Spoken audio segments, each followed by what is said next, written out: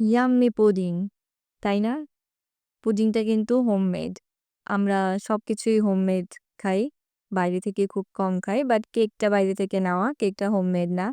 By the way আমি কিন্তু baking খুব ভালো পারি। আলহামদুলিল্লাহ। আমার হাতের কেক অনেক ভালো হয়। অ্যান্ড আমি বার্থডে কেকও বানাতে পারি।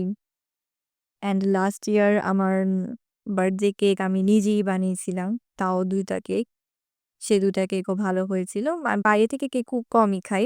বাট এখন যেহেতু ওয়ার্কিং লাইফ আ সময় পাওয়া যায় না। তাই বেকিং আইটেমটা মানে করা ছেড়েই দিছি বলা যায়। বাট যখন সুযোগ পাই তখন আমি বেকিং করি। এখন আমি আমার পুডিংটা টেস্ট করতেছিলাম। পুডিংটা অনেক ইয়াম্মি হইছিল। ঠান্ডা, ঠান্ডা। ছোট বড় সবারই পুডিং পছন্দ। অ্যান্ড আমাদেরও অনেক ফেভারিট। আম্মুকে থ্যাংক ইউ যে আম্মু একটা ইয়াম্মি পুডিং বানাইছে।